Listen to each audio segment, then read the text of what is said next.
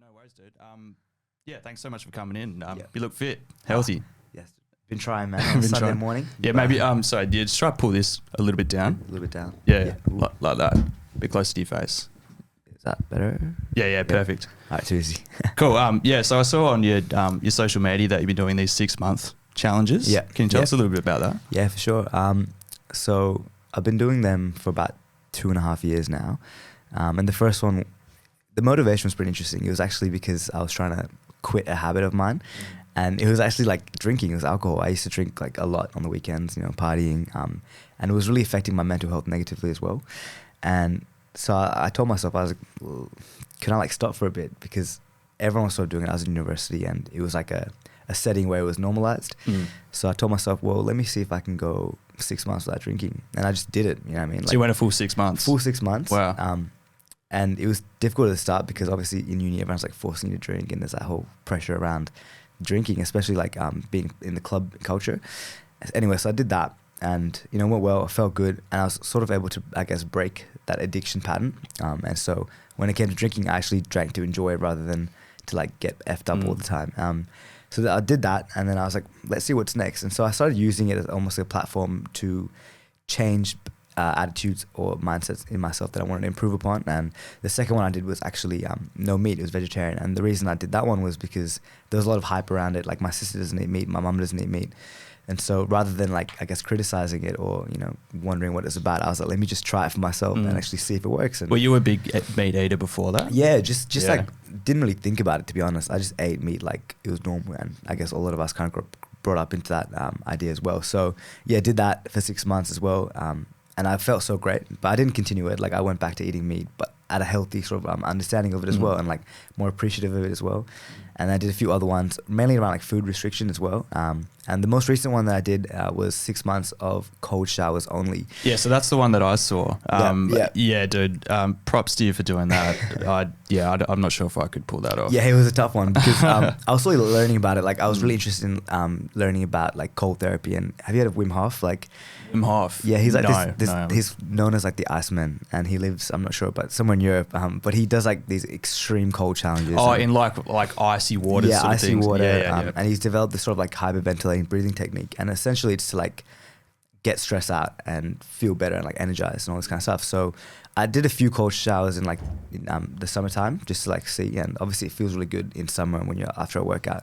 Yeah, but not in like winter. Yeah, so I was like, let's keep it going. So I started in December, so only the last 2 months of it really became like really hard. And originally when I did it, it was like a normal shower, and then I would turn it to cold at the end. But this one was like only cold showers. I had to start it cold, jump into it. And I get up early. I get up at like 4:35 a.m. To go to the gym or whatever. So when I come back, it's still like dark outside. Yeah, it's freezing cold. And the only thing stopping you from going into that shower is your mindset, And what it's going to break through that barrier. Yeah, bro. What I noticed was obviously it's still painful, right? The cold shower, but more so it's more about like you develop like a mindset where you just like got to do it and you become more decisive almost. And so that applied to like other areas of my life. And I ended the 6 month challenge by doing an ice bath for 10 minutes because I wanted to see like muscle, push it right to the extreme. Yeah. And so I did that, and that was like the hardest thing I've done ever for sure. Couldn't feel anything, like my body was just shaking. But it was, at the end of the 6 months, I did it for myself. Like I don't care that like, but it's cool that it inspires other people, I guess. But it really proved to myself that if I set like an intention and a goal, and if I just followed through, like I can do it. And it leads to me to question like, what else can I do? So so I thought that was like a really interesting reason behind why you decided to do it. So like a bit of like a life hack method by which you just sort of changing one behavior and it sort of leads into different changes in other behaviors and stuff. That's really cool, man. But so like your main project now is Man Up. Right. Could you give us a little bit of a rundown of what that is? Yeah, for sure. So we're a not-for-profit organization. I started it at the end of 2019 with a close friend of mine called Asib. So we co-founded it. And what we do is we go to high schools and we talk to young boys around forming healthier understandings of masculinity, what it means to be a man, and trying to break down the stigmas of mental health and essentially change the culture, especially when it comes to the way we have attitudes towards like women and the non-binary community.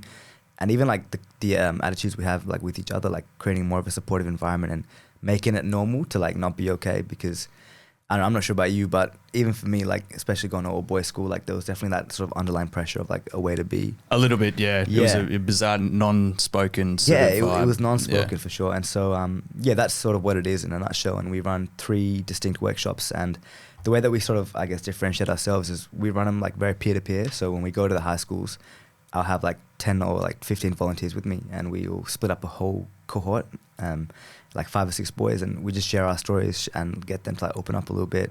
Obviously run through the content, but the magic is in like us a little bit older than them sharing stories about, I guess, our challenges around growing up with that mindset, and you know where it led us to where we are now. So yeah, it's pretty cool. Yeah, wow. Okay, so do you only target like young kids, young boys, sorry, or do you do talks for women as well? Yeah, so right now we're mainly focused on like the young boys and like the community as well, especially like university age students as well. I think the reason why we do it is, and we don't want to like, I guess, talk to women about it, is because the whole idea is we want men to hold each other accountable. Okay. Like it shouldn't be a woman's spot to like call out a man. It really isn't their problem. Yeah, I mean that's what they've been doing for years, right? And so it's like the idea is like, well, it's the onus is like on us now to like, I guess, make a change and stand up for it, because they've been calling it out for years, you know what I mean? So yeah, we obviously get input from a lot of women in our lives, and like sources that can help us make our content more credible. Like we partner up with organizations that work with women in that space, so we can learn a bit more about it as well. But I guess at the end of the day, it's like, how can we as men talk to other men? Yeah, about all these just ridiculous issues in particularly with like violence against women and just sort of violent behavior as well, running rampant amongst men. Is a massive issue. So was there any like pivotal moments in your life that really made you or inspired you to start something like that? Yeah, for sure. Yeah.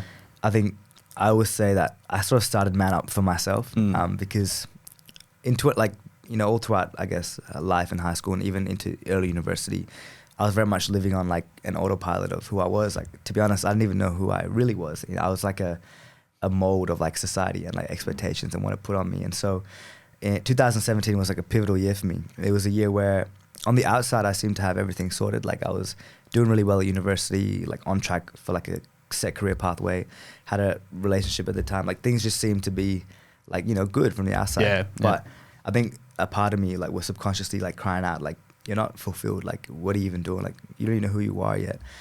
But I didn't realize it at the time. Like, looking back, and I can say that. But at the time, I just felt this tension inside of my body. I was like, didn't know what to do. Started to get like mood swings, like really angry, doing like stupid things, like driving really fast in the car, drinking a lot again. Like this is after the challenge. Like, this is before the challenge. Started drinking a lot again, doing reckless things, and my relationship with my girlfriend at the time just started to break down. And I guess I did what most men are sort of taught to do, and it was like just bottle in my emotions, like don't talk about it to anyone. Which inevitably just leads to dealing with those problems with destructive behaviour in most cases. And so I did that for about a whole year, 2017. And I'm not sure if you have a trigger warning on this, but it led down to me like doing like self-harm to myself and engaging in those kind of behaviours. And so obviously I guess I wasn't healthy, like mentally healthy, but I just denied it. And it wasn't until sort of the end of 2017 where like my friends started to notice something was wrong with me. And my girlfriend was like, what's going on? And it sort of like led to this like explosion of events where like she broke up with me. Uni was like finishing, and I just had no idea like who I was, where I was, what I was going to do with the rest of my life. And I was sort of at a crossroads. I could either choose to continue living down that path of, like masking who I was, like putting on a mask and pretending to be okay and conforming to, I guess, what society wanted me to be and, all that kind of stuff. Or I had the option to sort of embrace who I was meant to be this whole time and actually figure out what I was put on this earth to do, And so 2017, I really started, like right at the end when it all happened, I was left at a sort of like, I would say like rock bottom almost, in the sense where I was like, well, I can only go up from here. So like, what can I do? And so I started just focusing on myself. Obviously I had help from people. I started seeing like a psychologist and like a life coach lady that helped me as well. But the priority was on myself. I took some time off uni, my last semester, and I just started doing things I enjoyed. I started reading, I started exercising, I started eating right. That's when the whole vegetarian thing happened. I started having good support networks around me, like actually deep conversations with my friends, because when this sort of happened, they were really surprised because they always thought I was like such a happy guy, And, in a few months, that 4 months or so, when I started developing myself, I just started to feel a lot better, like inside. I couldn't really describe it because I guess nothing on the outside essentially changed, right? Like I was still doing the same things at uni, but on the inside, I just felt so like energized and so ready to go. And I really did a lot of self-reflection on like who I was and what my values were and what I wanted to do. And what I noticed was as I started to become this better version of myself, a lot of young men similar to me came up to me and they're like, what did you do? Because I feel so bad right now. Like I'm sort of where you were a few months ago and I had this like anxiety and distress. I don't know how to express it, you know what I mean? And you know, for about a year, like a lot of guys kind of had one-on-one conversations with me about this. And it wasn't until I went to this program in America in 2019. It's called LEAP. And I spoke on the stage for 5 minutes, just explaining what I sort of explained to you just then. And yeah, legit afterwards, like 20 guys came up to me, like these American guys, and they're like, man, you just put into words like what I've been trying to say for so long. Like I feel the exact same way. There's such a pressure that exists on me, blah, blah, blah, blah, blah. And in my mind, I was like, all right, well, I think something needs to happen here. And so when I came back, it was my final semester of my undergrad. I was just doing like 2 electives. I decided to do a unit called Launchpad at UWA that allows you to work on an idea, like a startup unit pretty much. And so I did that. I was like, well, let me see how I can solve this issue around like men's stereotypes and men's mental health and see what will come about it. And it really was just an idea. But then, you know, as 6 months went on and because my reason for doing it was so strong, it continued and it grew into what it is today. Wow. Okay. So yeah, so by like trying to tackle your own problems, you sort of almost discovered like a bit of a gap where you could fit a business in as well, which is actually pretty cool. Yeah. So you're saying it's a non-for-profit, were you? Yeah. What's sort of like the business aspect of running a non-for-profit like? Have you been involved in any other businesses before? I mean, it is all new to me as well. Yeah, I'm still learning. I do run a non-for-profit charity with my family.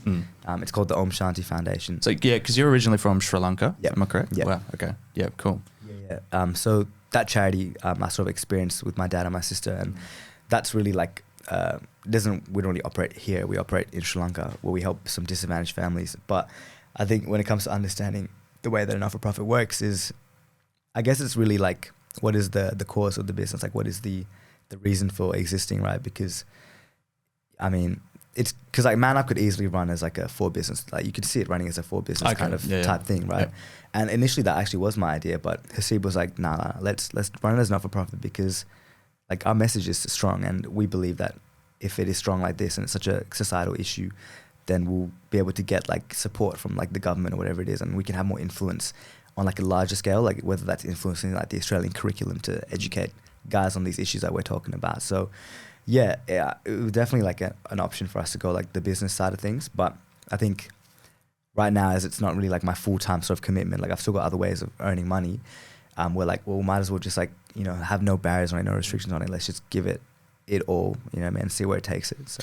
Well, I think, especially for the sort of the business idea of what you're doing, a non-for-profit would make sense, really. Yeah. And just adds an extra layer of legitimacy to what you're doing. Yeah, sure.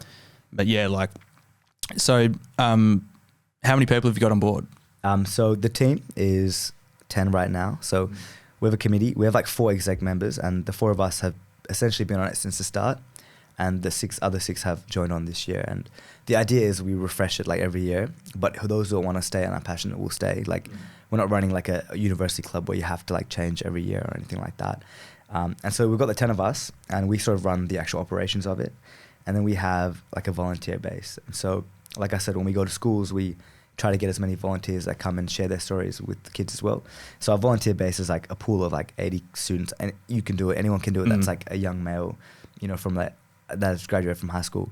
And yeah, we run like training days with them as well to make sure that they're actually equipped to sort of like run the workshops with us. And yeah, that's pretty much it. So we've got the committee, we've got volunteers, but I always say like on a social media sort of aspect of it, we have like a community, and that community really pushes that message because the issue around like gender inequality and men's mental health, it goes beyond Man Up. So I guess, you know, anyone who believes in it is on board of our mission. So yeah, well, okay. So how do you guys go about getting, I guess you would call them clients, right? Yeah, the schools. Yeah, the schools. Yeah. So is that just purely through word of mouth, or do you guys approach schools? So yeah, like I said, we started right at the end of 2019, and so 2020, what was the main thing that happened? It was COVID, right? Yeah. So it was very difficult because we're like, how are we gonna get into school? So what we did initially was we literally just emailed, like cold call schools, email schools, found friends who went to those schools, even like Christchurch, and you know, like, hey, because we're all old boys from there, we're like, let's just message teachers that we know, see if we can get in. And so we did that. Like, sent out 100 emails, got like 2 responses back. You know what I mean? Yeah, wow. They're like, what the heck's this Man Up thing? and like, we never heard of it before. Or some schools will be like, oh, we're doing something similar, we don't really need this. And it wasn't, in 2019, we really only got into like 2 schools properly, and that was Christchurch and Hale, both me and Asib's old schools. And that was because like we knew a teacher there that like gave us a chance. So we went in, but I think what we realized really early on was that we needed to build some legitimacy and some credibility for people to take it like more seriously. And even though like nothing had changed from like 2019 to 2020 in the sense of like what we do, what we changed was that we developed that like social profile. So what we did then was like, because we got rejected like so hard at the start, we're like, well, let's see what we can do in the meantime. And COVID was a good excuse as well, because schools were like, we can't take you because of COVID, blah, blah, blah. So I was like, all right, what can I do instead? So I started to do like a lot of like online seminars and workshops, like on Instagram and on Zoom as well. Started to build a website, had like a small podcast. I had like some experts come and talk about their opinions on different issues around these topics. And so within a year, we had built like 2,000 likes on Facebook, like 600 followers on Instagram. Like, it's pretty good, you know what I mean? Like, big reach. Yeah, it sounds like it's actually really, it's budding into something that could really blow up into a really positive. Yeah, it's cool, man. And like I said, we really focused on the community in 2019. So we had like a quiz night as well, where we just got all our friends to come around. Had it was a fun night, but we also shared like our story and like why we started it. And so by the end of 2020, it was like we had this huge community support, had a website, had an email, like everything was sort of like ready to go. And so when we approached the schools again, they're like, oh yeah, I've heard of you guys, you know what I mean? And we'll consider it. And it was way more successful. And, yeah, wow, okay. And slowly through word of mouth as well, we were like nominated for some awards as well. Like, we were a finalist for the WA Youth Awards.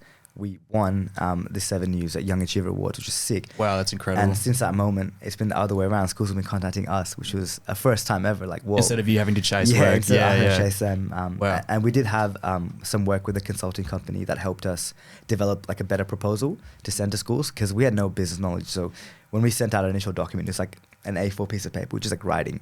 They're like, nah, you need pictures, you need stats. You know what I mean? Needs to be legit. Needs to be legit and look nice. So we got like a graphic designer to help us, and that thing is still in the work. So we're confident that, I guess, when we send that out, it's going to be even more like, whoa, this is a legit company. So, but the way that I sort of view it as well is, I always try to think of a small business as like a small child. Like, it's not going to do anything for like 5 years, right? You need to... you have to very nurture it and push it in the right direction. Exactly. Like, always. I've always described it as like, because I've been involved in a few small businesses, and I've only just started up my own one. It sort of just feels like you're trying to catch everything and juggle everything while not like letting everything like fall apart a little bit. Yeah. And I can just picture it being like, for the next few years, incredibly difficult to really give it its own momentum and its chance to really just, take itself off and like let it do its own thing, sort of thing. But yeah, no, that's really great to hear that it's actually turning into something where it's, self-sustaining in a way for now. So how did starting up your own project impact your because you were saying before that you had issues with your mental health and all that. How did starting up your own project, Man Up, change that for you? Yeah. Did it have any positive impact on your mental health? For sure. Like I said, Man Up was sort of created for myself. And so although we talk about these things like in terms of like being a healthy man and, embracing like better mindsets and attitudes, like, I'm not perfect, and I still do a lot of the dumb things that I used to do. But the difference is I'm a bit more aware of it now, and I can sort of catch myself. And so what Man Up has done is it's allowed me to sort of just know, like, learn as well. Like, I've learned so much just from being in this space, because everyone in my committee is crazy. They're all like young, like medicine students. Like, they're all so switched on. Like, I'm like the worst one out of them, you know what I mean? And so they inspire me to like be a better man as well, which is really sick. And so I learn from them, and it's encouraging because it helps me understand that like this work is gonna make a difference as well. But I think, as well as Man Up, like, for me to sort of get into this healthier mind space, it definitely involved a lot of like work. It wasn't just like I sit back and chilled out. Like, I had to do like introspection into who I was, like psychologist work, like even eating, like sleeping, eating and exercising is like a huge deal with like when it comes to like feeling good. Yeah, I mean, they're such like when you're not on top of your fitness and you're not eating well, it can be difficult to get on top of things. But once you start putting things in place to get on top of your diet, your sleeping habits, and also your fitness. Yeah. Like it's probably the easiest way to really get on top of your mental health. It's almost like you build the foundation up, you know. And so I think if it wasn't for me doing that in the first place, I wouldn't have even had the energy to do Man Up, you know. Like I wouldn't have had the motivation, because it's not easy, as you know, to run a business. Like one small hurdle and then you give up, right? And so if I wasn't sort of like mentally, like I guess in a good space, I wouldn't have even continued it. So that's what it's allowed me to do. And now that it is running, it's almost like now I gotta hold it accountable, right? I gotta keep it going because I've said it. So yeah. Yeah, well, one deep question I was pondering just before we started was what do you reckon is the biggest contributing factor to the overrepresentation of men in the suicide stats?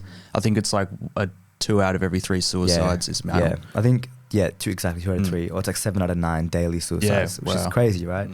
And it's interesting because I'm learning about this as well. The Man Up Boys, we're doing like a mental health first aid course right now. And what we found is, I don't have the picture on me right now, but it was like a data from like 1920s to like now. And it showed suicide rates. And I think per 100 or whatever, it was, I can't give you the exact numbers, but essentially the men's were like over double, like every single, like the whole. Leo, do you reckon you could try and find that for us? Yeah, I've got a photo of it. I can maybe put it up. But it was crazy anyway. Yeah, send me the photo. Yeah, like right now? Yeah. Oh, and I'll send it to Leo. Yeah. So from the 1920s, was it? It was like from 1920s to like now. Wow. And it was crazy sad. Hold on, I'll put it here. It's like a photo from a screenshot. So it's like, I've got it now on Instagram. I think it's sending. Can you get producer Leo to pull that up for us? Yeah. Yeah, I'll send it to you now, Leo. Yeah, and if you put it up, we can even discuss it a little bit as well.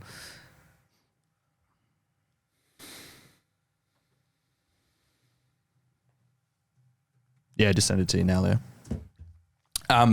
Yeah, because I think suicide's such a big topic, but it's also something that many people are unwilling to discuss. And having I've had a fair number of friends and family friends who have taken their own lives, and the large majority of them have been men. And I know a lot of people who have been impacted by suicide, but it also feels, even though we do live in such a progressive world now, and with mental health is becoming such a big discussion, it still feels like almost like a bit of a taboo 100% to discuss it. What do you think? What are your thoughts behind that? I think that taboo is stemmed from like history of like people associating mental illness with like being crazy or being weak, right?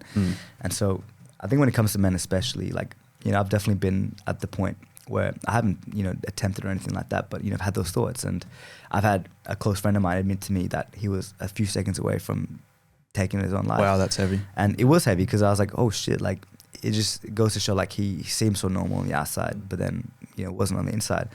And I think that pressure of, like, I'm not sure if you feel it, I'm sure you do, but as a man, especially in Australia, it's like, be strong. Like it's it's a very traditional masculine type thing. But I do believe that we are definitely on a path to definitely changing that. I feel like the whole, like, you know, get married, work and have like a wife who stays at home and just cooks everything is definitely in the past. But yeah, as you can see there on the photo, so men have been significantly higher. So it's like per 100,000. So men have been. Oh, so is that women? Yeah, women's the red line. Okay. Men is the blue line. And the only drop for men was during the World War, which is pretty sad because obviously they're all dying in other ways. And it's been like significant, and they've all these peaks and troughs have sort of been associated with like economic times or like difficulties and the Great Depression, things like that. Even like other wars as well. But I was saying how I think for men it's almost like this idea of even like the follow through. So what we learned on this course was that although men and women tend to have similar attempt rates, men tend to be, I guess, more successful at suicide because what they do is they use more lethal means, essentially. More extreme methods. And I think even a part of that ties into like, oh, I'm a man, I should better kill myself properly. You know what I mean? Like, for sure. 100%. Which like is, if it, like you're more, just from my own experience and like risk-taking behavior. Yeah, risk-taking. I could definitely picture men just doing some extreme shit to try to take their own lives. Exactly.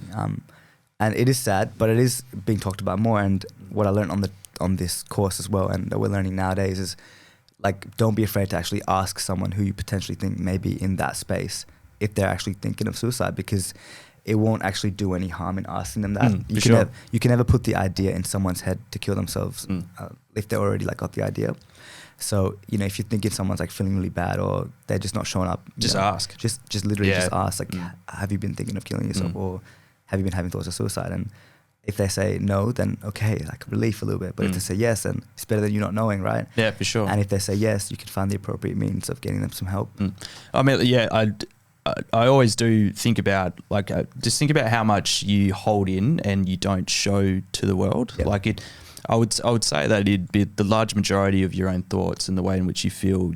Most people do repress and keep in. Yep. And it's hard to just think about the fact that people only see what you show them. Exactly. So if you really are struggling inside and you are only showing that, you know, you're putting on a really brave face and all that sort of thing, it's, generally speaking, it's always really just a matter of time before all that repressed emotion and energy will make you crumble. For sure. You can't hold up the front forever. Yeah, exactly. Yeah, exactly. One thing I am also interested to talk to you about is your Sri Lankan culture. Are you heavily connected to your Sri Lankan culture? Relatively, not like very much so. Like I was born here and raised here, but obviously we go there almost as much as we can. Haven't been there in a while because of COVID. So what do you want to know about, I guess, the culture? Well, I've never travelled. I've been to a few places in the world, but I've never travelled to many Asian sort of countries, like India, Sri Lanka.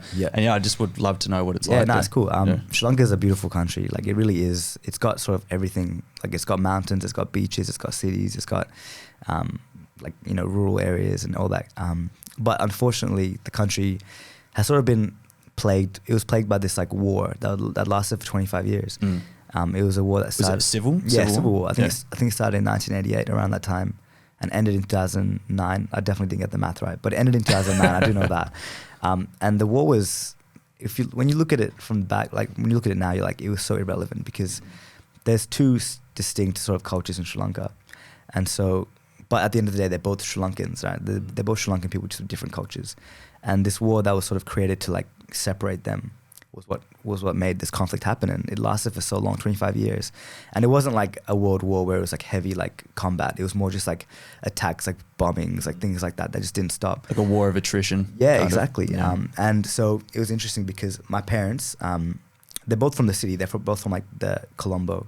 But my dad is of one of those cultures and my mom is of the other. And so them getting together during that war was almost like, wow, that's risky. It was risky, exactly. Yeah, like my grandma was so against it for a while. Yeah. But I guess it proved that they found like a connection, even though there were different Despite races. the difference. Despite the difference, the perceived differences. And so I guess me and my sister, as we were raised here, we sort of didn't understand like, why is there such a divide? Because they're just the same people at the end of the day. So the reason why like Om Shanti sort of started and all that was because, like I said, my dad was from the city. So a lot of the fighting didn't actually happen in the city. It happened like in the rural areas. So my dad went up to the north where the fighting was happening afterwards, because you weren't allowed to go there. Yeah. Because it was like too dangerous. So dangerous. Yeah. So he went there, I think in 2014 or 2015 for the first time. And he was just so shocked at like the state of the city. Like it was like his city like 30 years ago. He was like, there's no internet, there's no water. Like what's going on? And it was almost like this atmosphere of like depression because a lot of the men were killed. A lot of the men were used as like bait or they were used in the war. And so left behind were like widows with heaps of kids. And the widows just seemed to feel so helpless. And it was almost like, even though the war had stopped, it was like this ongoing thing that had like messed up the whole like city. Like people just felt so disempowered. And so that's why he wanted to, I guess, make a change through like micro businesses to like help them feel like they can like do something for themselves. But yeah, like I said, the country is amazing, but it's really it's a shame that this war has sort of like done this to them because they've got everything to be like almost like a second or the first world country, right? But due to like the corruption and the history around it, it's sort of just left it in like a pretty bad state. Yeah, so, it's sort of just been destroyed and like people left to fend for themselves. What's up there? You're good? All right, sorry. What religion does Sri Lanka what's the most popular religion?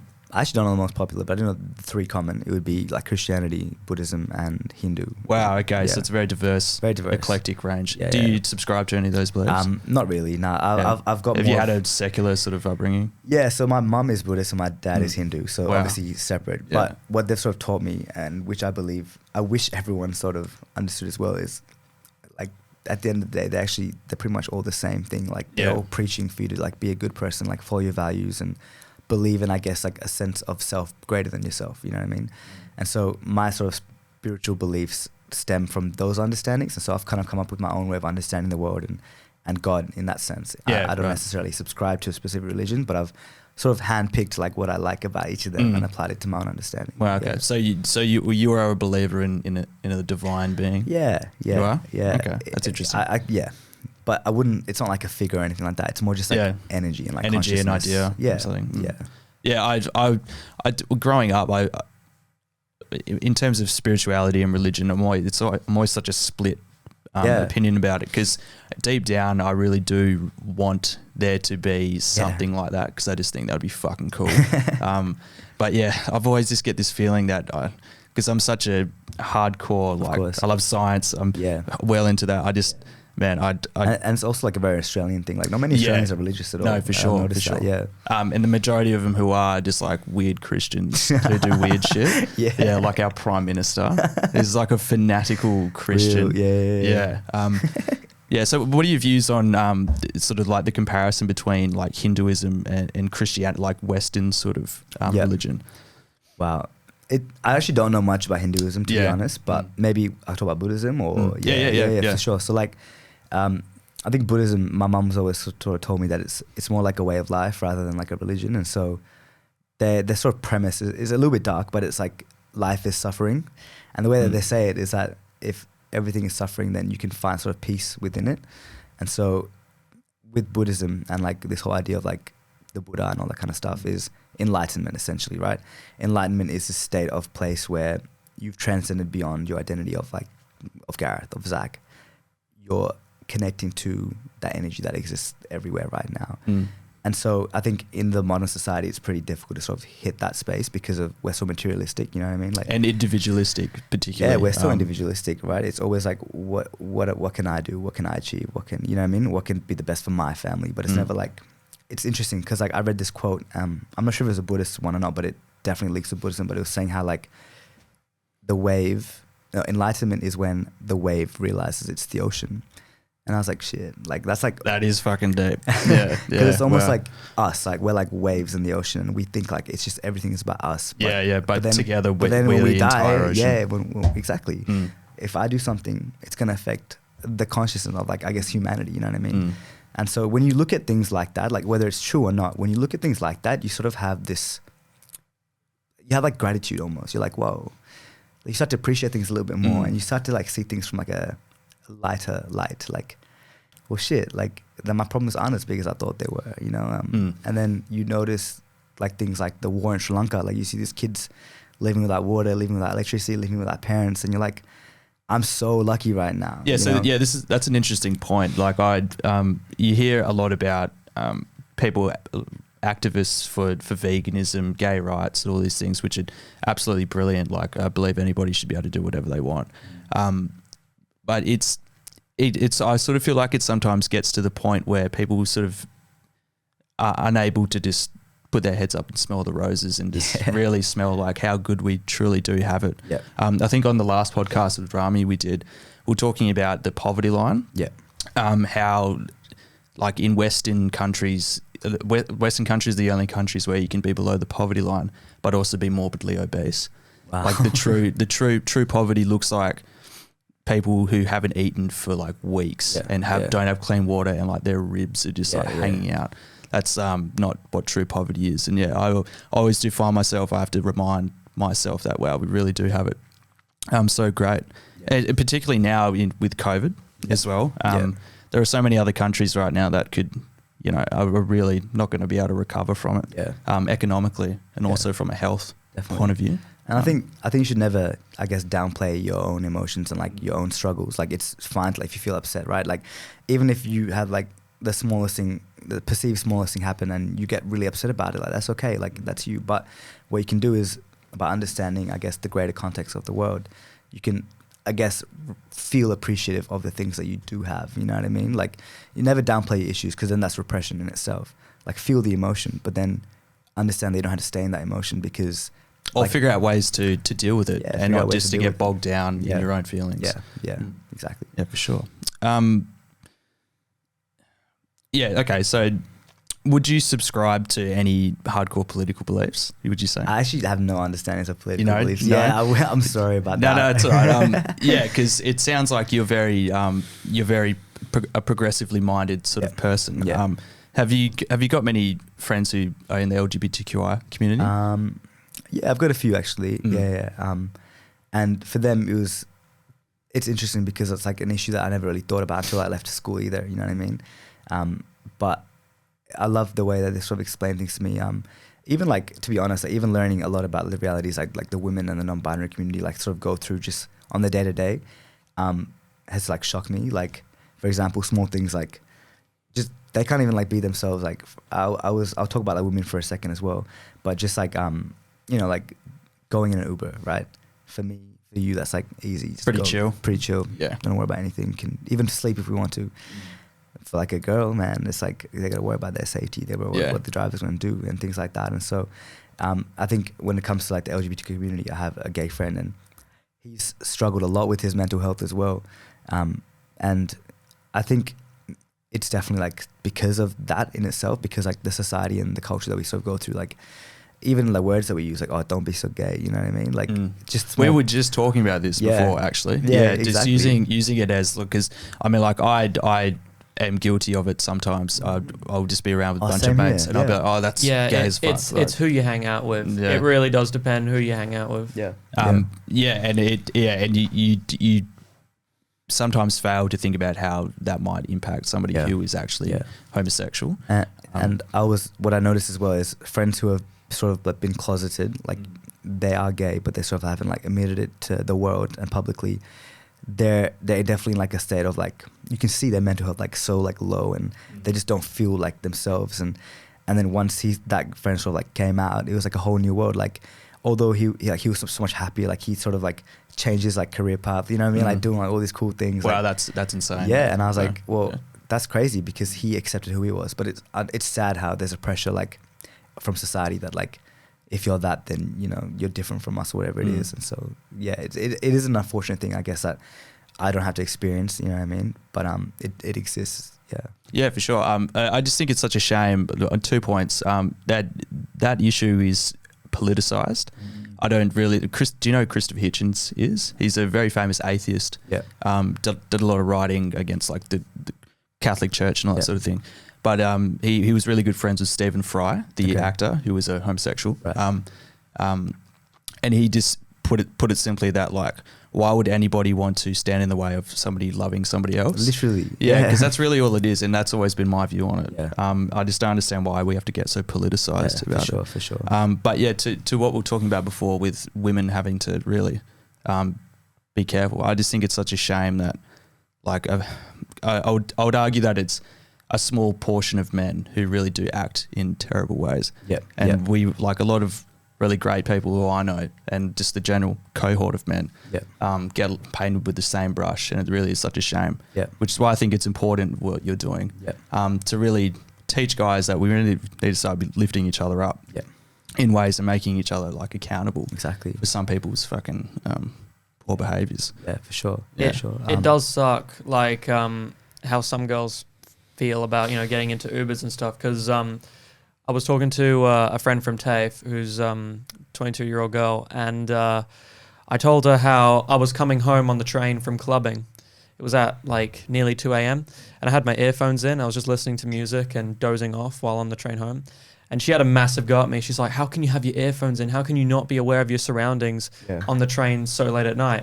And I'm just like, I don't know. I felt pretty safe. Nobody seemed hostile. Exactly. Yeah, it's this idea of like male privilege. One of my recent podcasts on like the Man Up one was on like male privilege, right? And it's easy for like a lot of guys to get like defensive whenever, you know, a woman mentions something or whatever it is to do with like, I'm guilty. For sure. I'm guilty as well. But I think it's really nice to sort of be open and learning about it. So I was reading this book. It was a book called Boys Be Boys, written by like a really like strong feminist writer, and she has like huge like views about these things. And as I was reading the book, like I was like triggered like half the book, you know what I mean? But I was instead of like getting defensive and like stop. Was that the book you were sharing on your Instagram? No, that was another one called Man Enough by Justin Baldoni. That was a good one.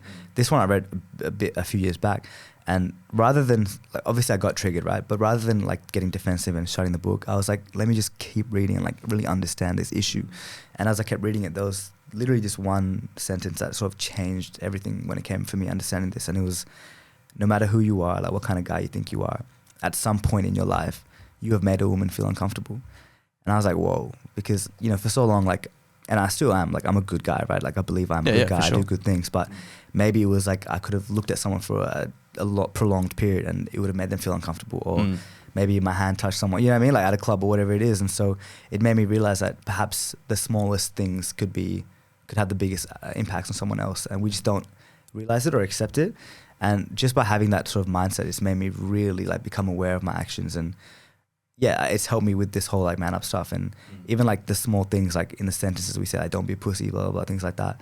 It's allowed me to sort of, change that culture within my friendship group. But I know that's got a long way to go. But it's so interesting because I didn't even think that male privilege was a thing, you know what I mean, until I started reading these books and I guess listening to the women in my life. Like that was a huge thing as well. I have a lot of chick friends and they tell me everything, and it just blows my mind. I'm like, well, as if you had to think about this, you know what I mean? And so I think just by listening and like actually properly listening, not just like mansplaining or like, you know what I mean? Like trying to like justify it, like actually just stopping and like listening to their stories because it's valid, you know? Yeah, well, okay. I was actually seeing a girl last year, and she would always tell me these random stories about how like there was this guy that she was working with would always come up and like touch her on the ass and shit. Yeah. And that she had experienced of like quite regularly, no matter where she goes, she always gets essentially sexually harassed. Yeah. And I told her to do something about it. Like, you need to tell somebody about this. And it was like this weird conversation where she knew what was happening to her wasn't okay. Yeah. But she just was unwilling to do anything about it because I guess probably because she just feels like it's completely normalized in such a way. Even though we do, like as I mentioned before, we do live in such a, like the most modern times ever in terms of how people view the world and what's okay and what's not okay. Yeah. Just to hear her talk about that was a little bit shocking. Because I've got a lot of chick friends as well. Yeah. And we don't really talk about that sort of thing. Yeah. It was just a really interesting perspective. It's good, you know what I mean? And even so, like, I guess a lot of the blame and ownership, we always try to attribute it to the woman. Like when it comes to like rape or whatever it is, we're like, oh, they shouldn't have worn that, or they shouldn't have been so flirty. But why don't we ever like look at the guy and be like, why didn't he shouldn't have raped her? You know what I mean? Like, I'm not going to sit here and defend. Like if you're raping women, that's on you, dude. Exactly. Like that's fucked up, man. We need to shift that focus to be like, how can we prevent it from happening, rather than how do we stop women from having to prevent it from happening? Because the craziest story that I ever heard was from one of my chick friends, I guess you could say. I think she was 18 at the time. Not going to say her name, obviously. She was 18 at the time, and she was working at EB Games. And my jaw was on the floor when she told me this. She told me that her boss, who is, I think, in his like late 20s or early 30s, he actually asked her for a three-way with him and his girlfriend. She was 18. Yeah, man. Working at EB Games. It's actually pretty horrific. What did she say? Don't say she said yes. No, of course not. Obviously, twist. Yeah. Obviously, she said no, but she didn't get fired. I know that. I don't exactly remember what happened. I don't think she went into detail. I don't think I asked. Well, the fact that people have to put up with that shit in their workplace is shit, man. Yeah, is exactly. bullshit. Yeah. Did you see? Are you a gamer? Big gamer? Nah, man. No. So Activision. Do you know the people who made Call of Duty? Yeah. They're getting sued by the Californian government. Wow. because their workplace culture is absolutely shocking, dude. It was just really fucked to see that they're such a profitable and large company, and had a lot of success over the years. And apparently, like they would host like these work parties, and all the dudes would get drunk, and they would just essentially go and like try a hunt. Allegedly, so I don't get sued for defamation. But allegedly they would go out, get really drunk, and so start groping all the female workers and stuff, dude. Not good. It's fucked up. Talking about male behavior, do you think that it stems from an environmental issue, or is it also a lot to do with male biology? How the male brain is made up. Where it's very obviously dudes is like to fuck everything that moves. For sure. So what's your thoughts on that? It's interesting, and I got to be careful, with where I sort of talk about this stuff. And the debate is like, men are like this because of like the primeval days, like where you had to like hunt to get all these things. And fair enough. Like maybe that's why men have like bigger muscles or whatever, because they had to hunt the lions, right?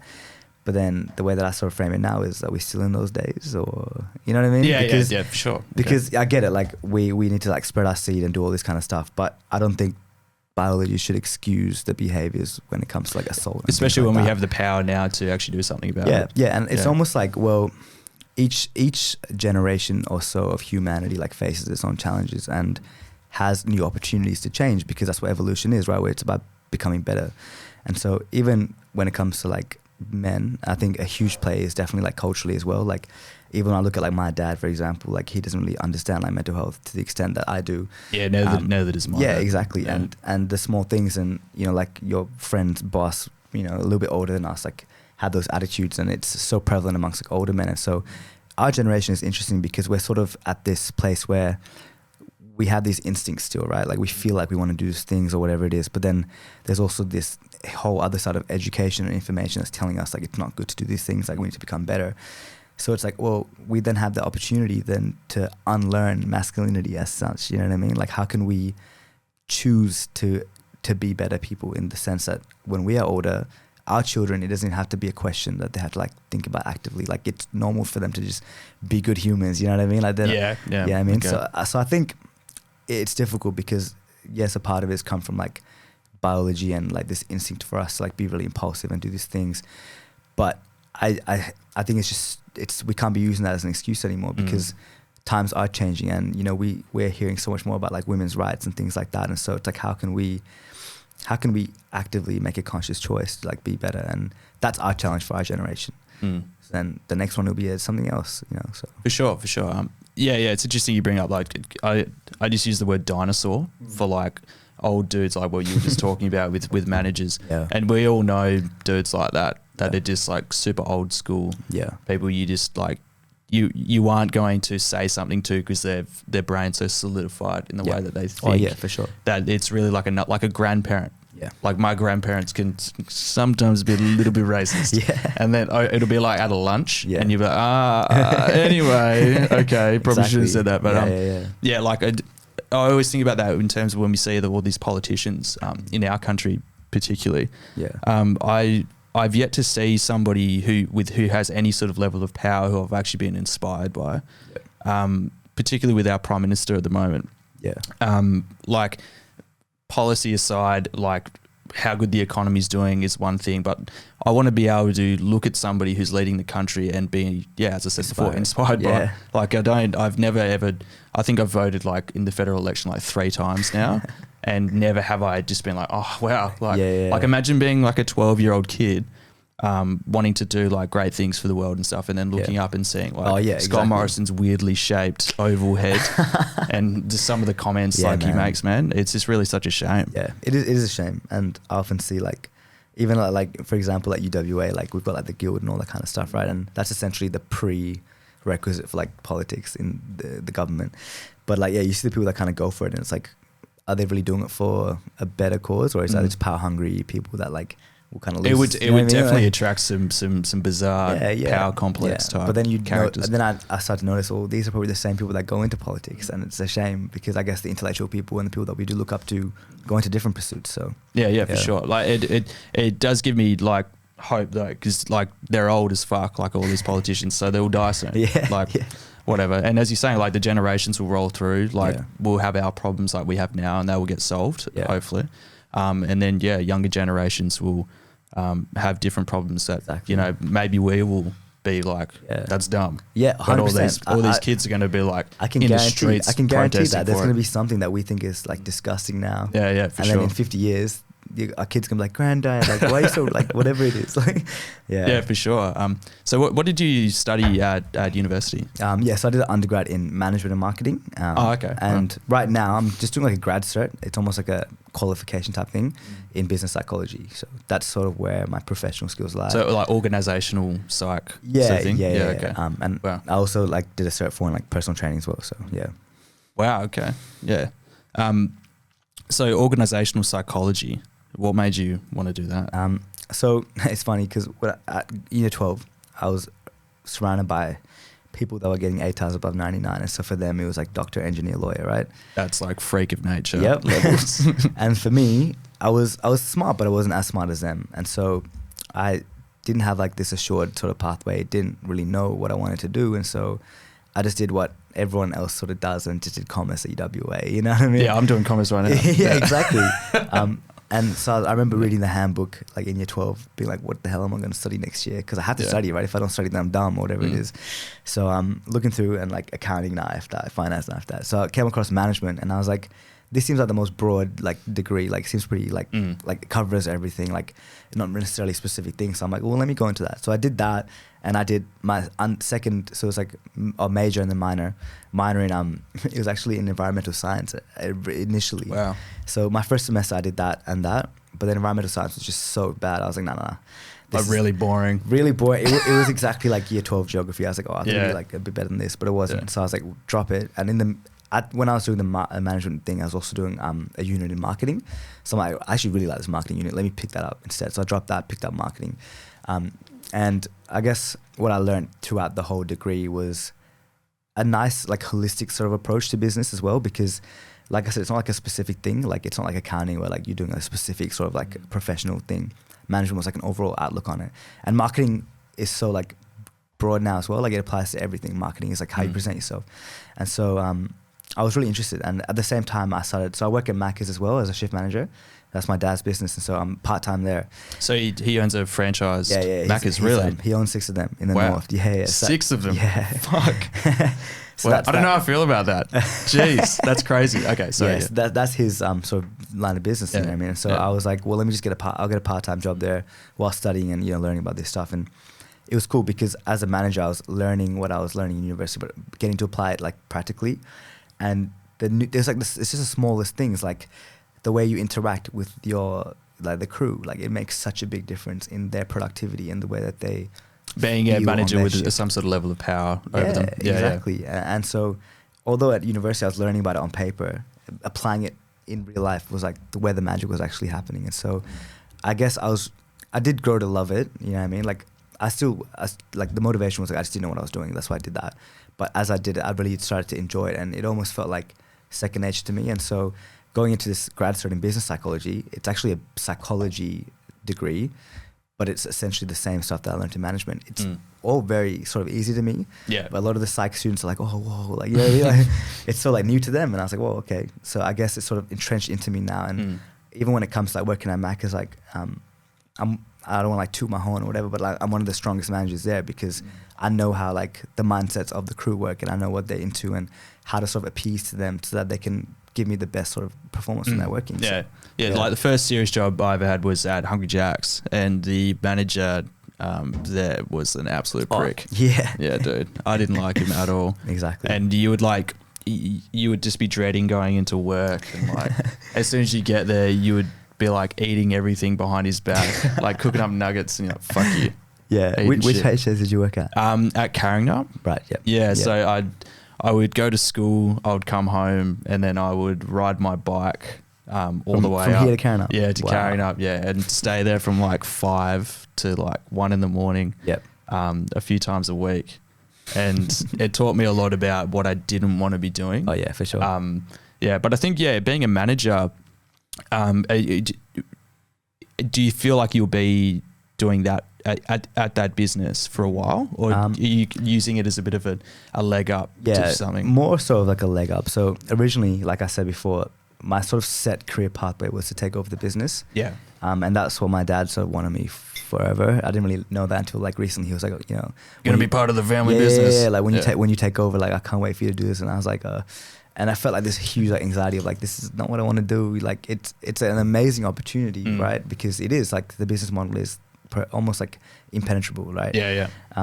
But like I said, I think as I did that sort of self-evaluation, who I was and what I wanted to do, I wanted to do something that was more aligned with myself and my values. And so right now, actually, I love working there as like a shift manager because it's so much fun. Like I'm literally working with like 15, 16, 17-year-old kids, and they help me understand like the work I do with Man Up. They help me understand like, you know, well, that's your demographic, right? Exactly. For Man Up. Yeah. And so I've come to realize that a skill of mine is like working with those aged kids and almost like pointing them in better directions, because I'm working in like area like up north, right? And so a lot of the kids there, they don't do ATAR, you know, they don't study a lot. They come to work almost as an escape. And so it's like, well, if this is an escape for them, how can we create like the best escape for them? And like a healthy environment where they're not going to be dreading. Yeah, bro. And like, you know, they see my car and they're like, oh yes, Gareth's here. You know what I mean? Like that's a good thing. No, that must be a great feeling. Because you were essentially like the boss, right? Yeah. Of this small workforce. I always hope that, but my aspiration is to really create a working environment that, people can, even if it is like something at McDonald's. I would just hope that I would be able to build a working environment that people love and feel comfortable. That's what matters, right? Because that's how you're gonna get the best work from them as well. For sure. Like we're talking about this last podcast. Like if you don't create a good working environment, we're talking about Grilled. Because there's been some accusations around Grilled and the way in which they set up their working culture. Right. It's quite toxic, allegedly. Yeah. Always put it in. Yeah, dude. You don't want to fuck around with that. According to Shaq, I don't know how reliable of a source he is. I've got a few different sources. Okay. But good point. Like he was just saying that if you don't set up a good working environment, like it's really bad for your business.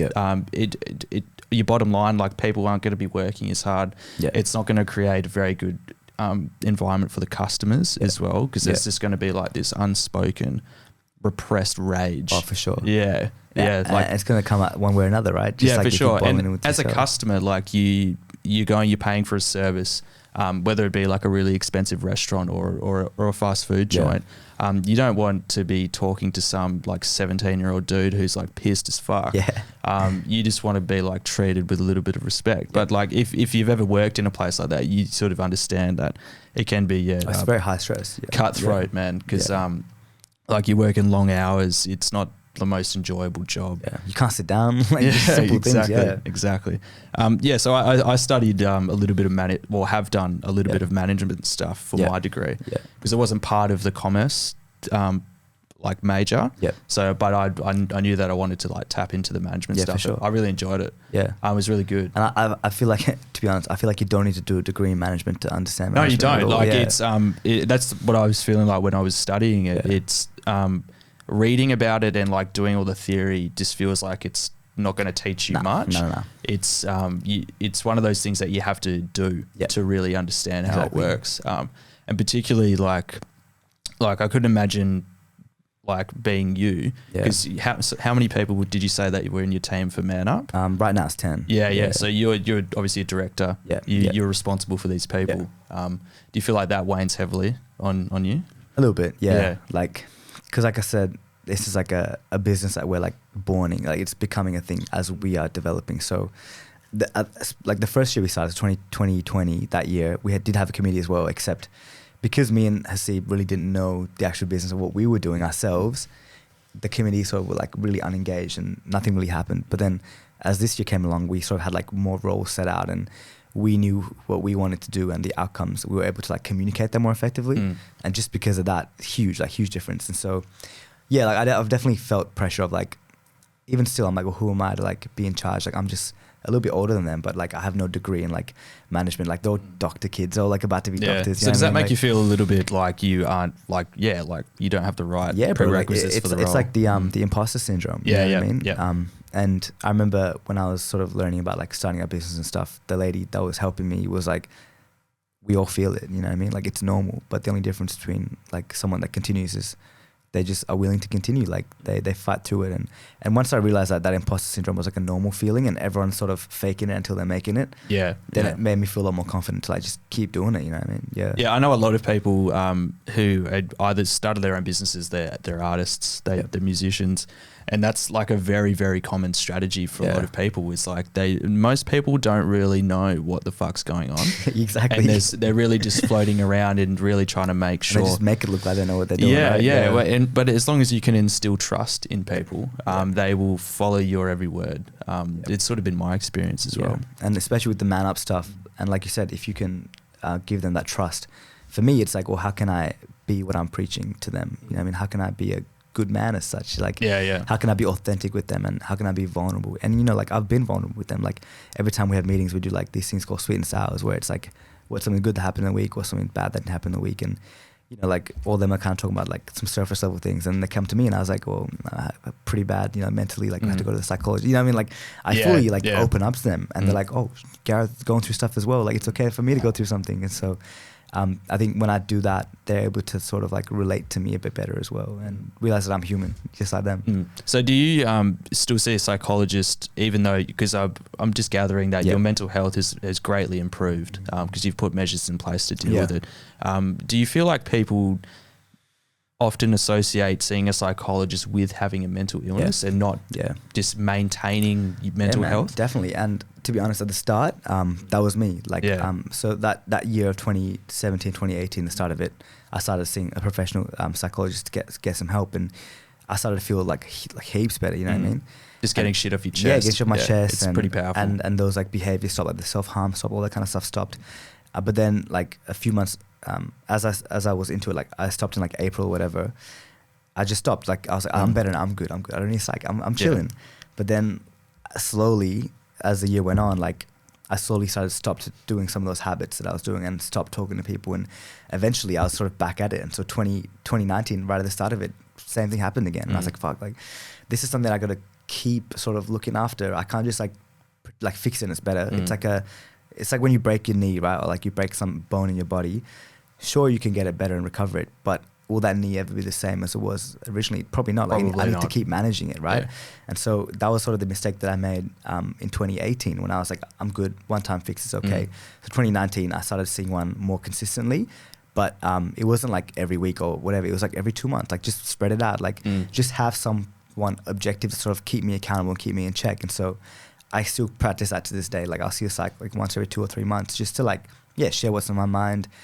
Things that I don't feel comfortable sharing with friends, you know what I mean? And I don't see it as like I'm mentally ill because I'm seeing a psych. In fact, I'm seeing a psych to get me even better, you know what I mean? Well, so that's what I mean. Like a lot of people associate seeing a psychologist and a psychiatrist, if you're seeing a psychiatrist, as people who actually have like severe mental health problems. But I think the change needs to happen is that there are a lot of people who actually see psychologists who don't have mental health issues. They are seeing a psychologist just to maintain their stability. Exactly. And just essentially like maintaining a car in a way. Like you just need to make sure that your mental health is in check, consistently in check. It sort of becomes like a habit. And I've always sort of believed that, like growing up, I always had this weird belief about like what it is to be happy. And it wasn't until I got into my early 20s that you realize that it's being happy is sort of like just like a habit. Really, you need to remind yourself that to try and be happy about things. And the belief that like one day, like if you're feeling like shit, and the belief that one day, okay, it's all good now, but like I'll be happy one day. Like it doesn't quite work like that. You need to consistently just be like putting measures in place and patterns. What measures do you put in place to stay happy? Well, I used to see a psychologist when I was younger. That's because I was going through some pretty hectic shit. But I don't see a psychologist. I don't feel like I need to. But I try not to drink much. Even though I do like having a drop. But I used to take a lot of drugs as well, recreationally. And even though I never really felt like I had a problem with drugs, it definitely put a lot of stress on my mental health, especially because I was pretty young. I don't. It would have affected your brain somehow without even realizing it. It just there was all these weird pressures going on. And yeah, I just try to steer clear of all that now. Yeah. What else do I do? I keep myself very busy. Okay. Yeah, I don't exercise, but I probably fucking should. Yeah, but I mean, yeah, like I don't feel like I'm as fragile now as I was, so I don't put as much into it. Because you've like strengthened the foundation of yourself. Yeah, for sure. And as I said before, like I've learned to just consistently be reminding myself that, oh fuck, look, it's okay. Yeah, exactly. Why am I freaking out? Like I just need to relax. Yeah. Yeah, and I guess that just stems down to a bit of social anxiety as well. Yeah. Yeah. My lowest point was probably December and January. That was my lowest point. Wasn't sure if I was going to get out of that, but Really? somehow I did. January this year. January this year, yeah. Yeah, And yeah. then December last year. Do you want to talk about it? Yeah. I'll say a little bit about it. Basically, like September, I was on a real high. I was loving TAFE. Had a good group of mates, and I was seeing a girl who was awesome. She was the best. And November, was it late October? It was either late October or early November. Everything came crumbling down. I lost all my friends from high school. I just cut them all off because, they kind of stopped inviting me out and they were having parties without me and shit. So I just cut them all off. And then right after that happened, the girl who I was seeing at the time said that she didn't want to see me anymore. Oh, that's fucked, man. So losing all my friends and the girl at the same time fucking came crumbling down. I still passed TAFE for that semester. I still finished TAFE. Yeah. But after that, I was on like a downward spiral until like the end of December. New Year's Eve, I was by myself on the beach, just by myself. And like everyone else I knew was like out at a party. Yeah. And then like mid-January, a really old friend of mine basically got me into his friend group. And I was kind of just up from there. Yeah. And now I keep myself like super busy. Yeah. I mean, it often takes some significant event happening for us to like, break down to break through, you know what I mean? Like, Yeah. And it's powerful because, like I said, even for me, like it was the whole thing in 2017. Even when my girlfriend broke up with me, like that was huge for me. Like it Was that your first serious relationship? Oh no. We were only seeing each other for like 2 months. Okay. And the funny thing is, she said to me from the start, "Oh, I'm not really looking for anything serious." But you get hopeful either way, right? I couldn't help it. I still got attached. I was really hoping that she would change her mind. Yeah. But she must have realized that I was getting attached, and that's why she let me go. Yeah, well, I mean, like, going through breakups, especially when you're a bit younger, is pretty fucked up, man. Like, I went through a massive breakup probably like 3 years ago now. Yeah. My first serious girlfriend. Same as me, exactly 3 years Yeah, ago. it was pretty weird, man. Like, because you go from like spending every day with somebody, almost every day, to just completely cut off, and you just feel as if like you're missing a limb in a way. It's a bit 100%. Of a bizarre feeling. Yeah, it sucks, and my mistake as well originally, and it wasn't really a mistake, but it's something that I didn't know how to do, was that I had felt like I wasn't complete without the other person, right? It's such a normal thing to do, and especially in society, like you watch the Hollywood movies or the romantic movies, and it's like, you complete me, blah, blah, blah. And so, it's very romanticized in a way. Huge emphasis, and so what happens is it creates like a really high moments in relationships, but then also like really low lows, and so it's volatile, and so it's also not realistic, and so it's normal, like as young people, like it happens all the time. But then what I realize now is, as being single, I've been single for like 3.5 years, you know what I mean? It's just like, how can I become whole and complete and replace the love I had for her, for myself? Like, how can I love myself in that way? Because then when I do find someone, it's going to be an addition and not just a gap filler. Not just a gap filler. Yeah. So obviously, if I find someone else and then break up with them, like I'm still going to feel upset. It's normal to feel upset, but I'm not going to feel crushed or like shattered, because I'm still me. I'm still complete. I still have respect for myself. Yeah. Yeah, I think that was I think everybody learns that when they go through their first breakup, is you make a lot of mistakes in terms of where you put your emotions at. Yeah. And particularly I think with men. Yeah, guys do it a lot. Yeah, dude. And guys also like separate themselves from their friendship groups a little bit, especially with first time relationships. Yeah. And it's really sad because like you have a good mate and then they'll disappear for like a year. with this chick. They're like, oh my god, she's the best. I'm gonna marry her. Like, you know, dude. And they only share their emotions with that person. Like, Yeah, you know what yeah. I mean? They become like everything for that person. Yeah. Yeah, exactly. And they eventually break up because breakups happen. Breakups happen. Like Disney. I feel like Disney movies are fucking dangerous, They bro. don't put a little breakup movie in Yeah, there. man. Like kids from a young age will just be like, oh, this is the one. Yeah. Like, Yeah. I've met so many ones. Oh, for sure. It's ridiculous. Nah, show your kids La La Land instead. Exactly. La La Land is so realistic. So Have you seen it? No, sad. I haven't seen that. People say that they don't like the ending. I fucking love But the it's ending realistic, because they give you two endings. Oh, for is the that price with of one. Ryan Gosling? Yeah. Yeah, right. Yeah. Like basically, they give you the true ending. Yeah. But then they also romanticized give you ending. the fantasy Yeah, ending. yeah, yeah. Wow. Okay. Yeah, It's good. beautiful. Is it? I have to Yeah. watch that. Okay. Ryan Gosling and Emma Stone. Yep. Yeah. Right. How long have we been going for, Leo? We've been going for an hour and 10 minutes. No, 10 minutes. Hasn't felt like that. Yeah, I know. The conversation does fly. Yeah. Are you good to keep going? Yeah, bro. Yeah, for cool. sure.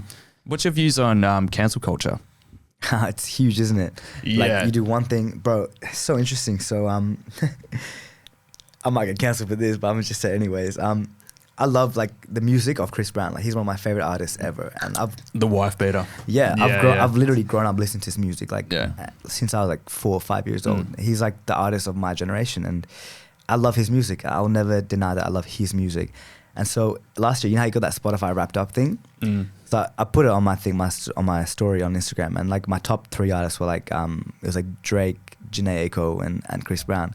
And I was like, oh yeah, seems about right, whatever. Put it up, and then I didn't even think about it. Right, just put it up, and then some guy replies to me, this huge thing like, oh, you're the man up guy. Like, how can you support Chris Brown? And I was like, wait, what? I was like, what do you mean? And obviously, like, there's this huge thing around Chris Brown as a person, like him being like a wife beater, like, you know, abusing women, not respecting women, like, which sucks, right?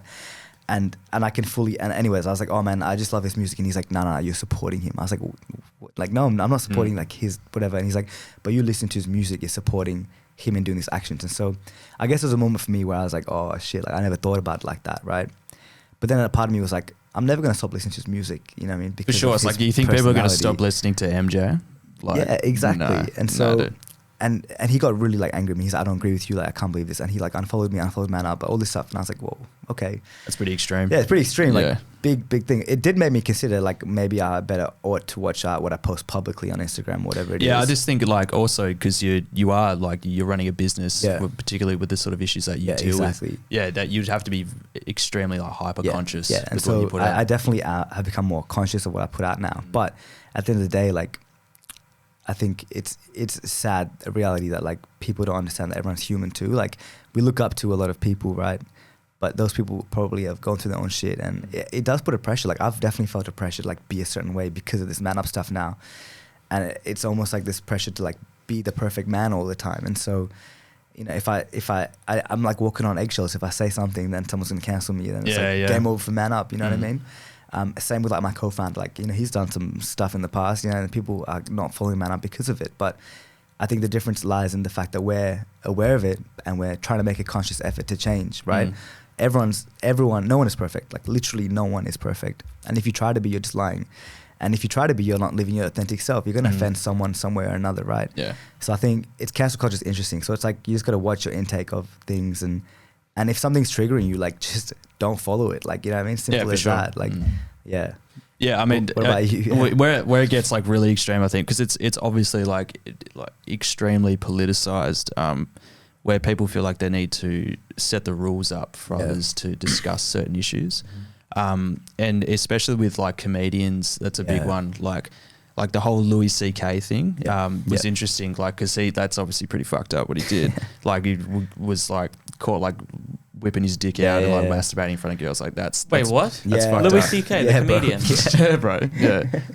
Yeah. So interesting. Like he disappeared for a year because that's like that's bizarre. Yeah. And then he came back and put out a special. I haven't seen it, but apparently it's like really, really good. His comedy stuff. Yeah. But so many people have been conflicted over like whether or not to like it's okay to like laugh at him. Yeah. Even though like he was caught doing some pretty weird shit. It's like you got to sort of separate the art from the artist. The man. Yeah, exactly. Because I'm pretty sure all of the greatest artists, there's something going on there. Yeah, for sure. Like I'm pretty sure Robert Plant, the lead singer from Led Zepp, used to date, and I'm pretty sure got married to like a 14-year-old girl. What? Could you look that up for us? Yeah. What's his name? Robert Plant, That's crazy. lead singer from Led Zepp. Yeah, like and yeah, Michael Jackson's such a classic example of that.